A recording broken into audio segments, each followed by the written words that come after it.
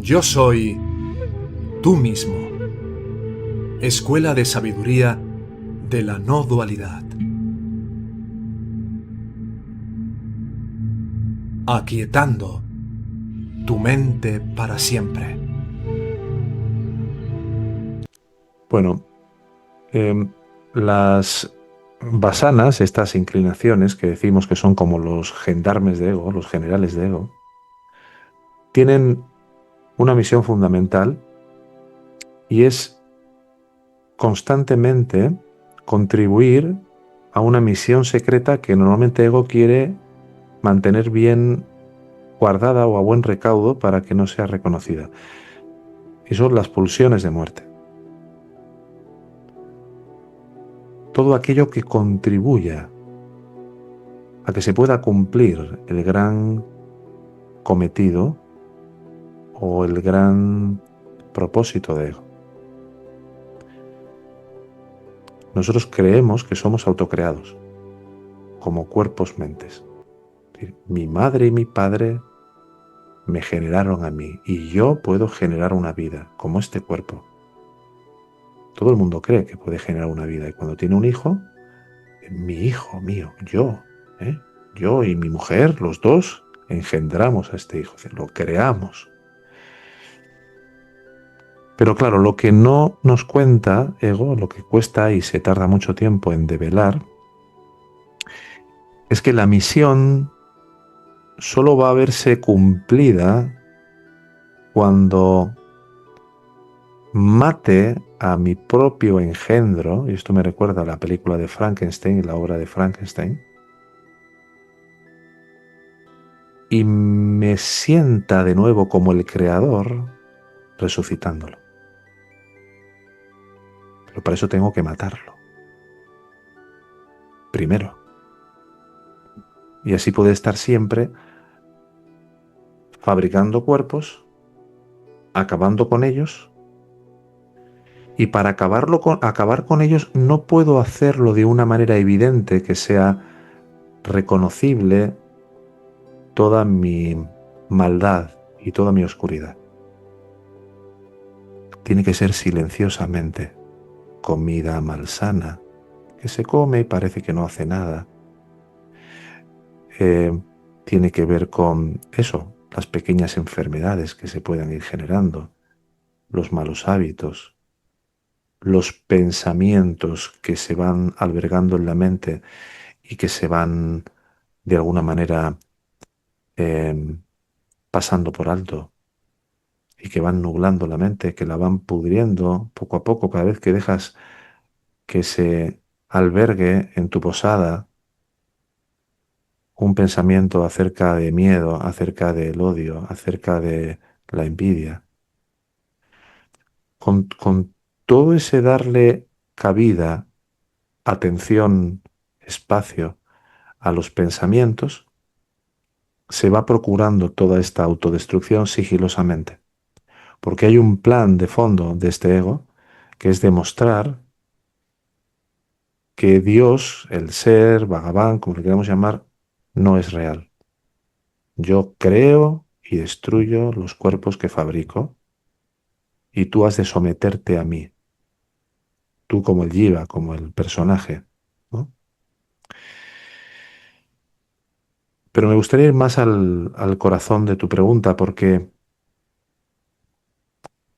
te agradezco mucho la pregunta que haces porque es potente y además es muy necesaria y que se pueda comprender eh, de una manera efectiva y clara. El otro día hablaba con un hermano, precisamente en una sesión, y me decía, no sé por qué me martirizo tanto. No sé por qué me estoy machacando tanto desde tan pequeño, además. No sé por qué me pasa esto. Y mira, la autodestrucción no siempre aparece como algo muy evidente, como te decía. A veces se presenta de esas formas silenciosas. Me empiezo a perder tiempo, por ejemplo, sin un descanso verdadero. Empiezo a quedarme en relaciones que desgastan. me empiezo a anestesiar de mil maneras. Como hablábamos antes con Cristian, empiezo a postergar lo importante, empiezo a vivir por debajo de lo que uno sabe que podría vivir. Es decir, no siempre se siente como una violencia abierta. Muchas veces se vive como abandono, como dejadez, como una manera de ir apagándote. A veces no te pasa que ves gente a lo mejor apoyadas en una pared ahí fumando un cigarrillo tras otro, ¿no? Otras personas dices que las ves ahí que se han ido dejando y con la inflamación, ¿no? Y van ya adquiriendo un peso. Ahora, es importante entender que hay niveles. En el fondo, la autodestrucción suele tener varias raíces a la vez.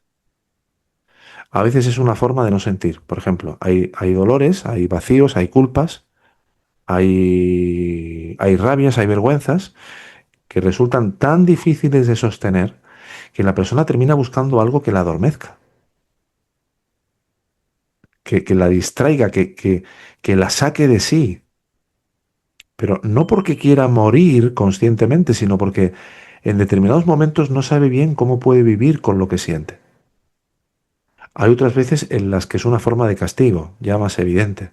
O sea, hay personas que, por ejemplo, llevan por dentro una voz tan dura que les dice de una manera abierta, a veces sutil también, que no merecen descansar, que tienen que pagar por todo lo que hicieron y entonces se tienen que machacar por un hijo porque ellos fueron un hijo desagradecido.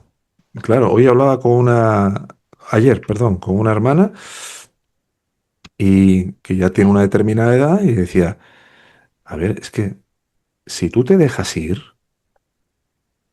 este ego te machaca. O sea, a partir de una determinada edad, una persona que ya tenga más de, no sé, 60 años, que tiene que hacer deporte, que tiene que salir al campo, que tiene que respirar, que tiene que moverse, que tiene que aprender a tocar la guitarra, lo que sea. ¿Pero por qué? Porque todo lo que sea encerrarte, salvo que tú estés ya en un estado, ¿no? de estar totalmente vuelto hacia el sí mismo y ya estamos hablando de otra cosa, pero eh, las pulsiones de vida también existen, ¿no? Entonces fíjate, cuando algo bueno aparece, muchas veces surge otra parte que lo estropea o que lo rompe o que lo enfría, pero no porque lo deseen, sino porque recibirlo les resulta mucho más amenazante de lo que parece. Luego también puede haber una fidelidad muy antigua al sufrimiento. Por ejemplo, alguien que ha vivido mucho tiempo en estados de conflicto o de mucho desorden interno, eso se termina volviendo lo conocido, lo familiar. Y lo familiar, aunque duela, te da una especie de falsa seguridad. Y entonces la paz, el bienestar o la simplicidad pueden ser auténticos extraños. ¿No te ha pasado, tú que vives en el campo, en plena naturaleza, que personas que hayas conocido, que hayan ido allí algunos días o hayan estado algún tiempo contigo, ¿no te ha pasado que hay como una parte de ellos que dicen, "Oh, qué maravilla, ¿y cómo puedes vivir aquí? Qué bien y tal"? Pero a una parte como que yo no me lo podría permitir nunca, porque tengo que seguir Sí. siendo fiel, ¿no? Entonces, ser triste es rentable. Ser infeliz también da goce a este ego. En sociedades enfermas, ya lo dijo Jiddu Krishnamurti, en sociedades enfermas, mm, realmente lo normal es dar premios a las personas que no trabajan. Fíjate lo que pasa en este país. ¿Cuántos millones de personas cobrando pensiones por no hacer nada? Y, y cuando lo que les sanaría sería trabajar, por ejemplo. Mm. No sé si era en China o en qué país, a la gente que tiene problemas mentales lo llevan a trabajar. Entonces, ¿qué pasa? La paz, el bienestar o la simplicidad se pueden sentir muy extraños, incluso incómodos. La persona no vuelve a lo que le hace daño porque le guste sufrir, sino porque ahí sabe quién es. Y hay un goce, un disfrute en reconocer que no he dejado de ser lo que creo que soy. Entonces, para cerrar un poco esto, la autodestrucción tiene que ver con una fractura interna muy importante.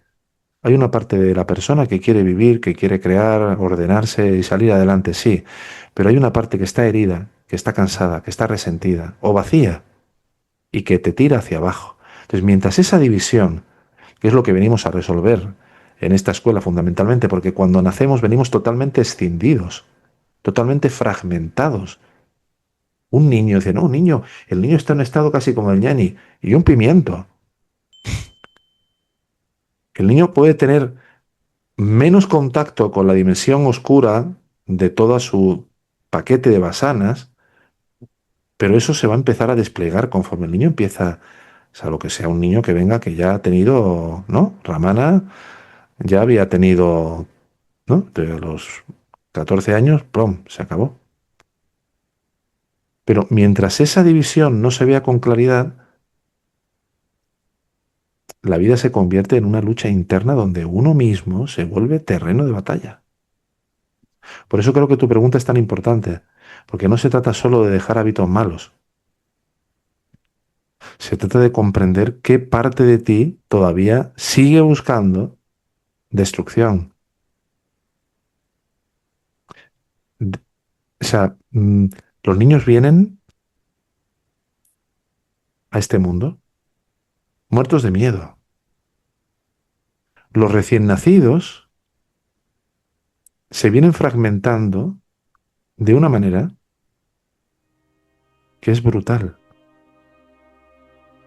Entonces, si tú no eres validado, si tú no eres amado, si tú no eres recibido antes de los 7 años, diariamente por tus padres, y muéstrame una familia en la que esto pase,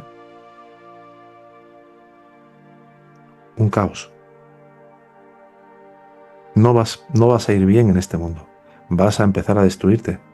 Vas directo, directo, pero vaya, a esa autodestrucción. Aquí en esta vida primero tenemos que aprender a amar esta vida. Y simultáneamente el amor al sí mismo. No están separados. O sea, hay gente que dice, Claro, quiero amar al sí mismo, pero luego tienen una autoestima por los suelos. No, no. Tú te tienes que incluir. Ya lo decía San Agustín, la caridad empieza por uno mismo. Por eso hay personas que cuando les digo, no, primero tú, luego tú y después tú, y si queda algo el otro, y digo, "Uy, qué egoísmo, ¿no?". Me van a decir, no, no, es que tú no puedes dar lo que no tienes. Si tú no te respetas, si tú no te cuidas, si tú no haces deporte cada día para fortalecer tu musculatura que va a cuidar tus huesos y te va a impedir caídas y que luego estés en un hospital lamentándome, si tú no te trabajas en tu práctica cotidiana, en tu meditación, si en todas las esferas. Claro, entonces, a tu pregunta de por qué nos hablamos tan mal y nos tratamos tan mal, la respuesta sería muy claramente que hay dos partes en nosotros. Hay unas partes que están muy heridas, que no han encontrado todavía una manera más verdadera de sostener el dolor, la culpa, el vacío, la rabia, y entonces se descargan contra uno mismo. Y la salida, como le decía a este hermano antes, a Cristian, la salida no está en pelearte con esa parte ni en juzgarte más, está en empezar a reconocerla, a desenmascararla, a ver cuándo aparece, qué dice, qué te hace hacer, qué estás evitando sentir, qué necesita, que por fin se ha mirado de otra manera. Entonces, poco a poco se va dando, que es lo que hacemos en la escuela, facilitar que se pueda ir produciendo una mirada compasiva hacia esa parte, que es como ese niño rebelde que cuando era pequeño lo que menos necesitaba era un guantazo o un juicio o un desplante del padre o de la madre, sino, a ver, cariño, ven aquí, entiendo que estés enfadado, entiendo que estés triste, cuéntame, ¿qué te pasa? Atender la emoción, permitirla ser, que se exprese. Entonces, muchas de esas cosas que nosotros están hablando y gritando es todo lo que no recibimos de esa atención, de esa escucha, de esa compasión. Y entonces aprendemos a tratarnos como nos trataron.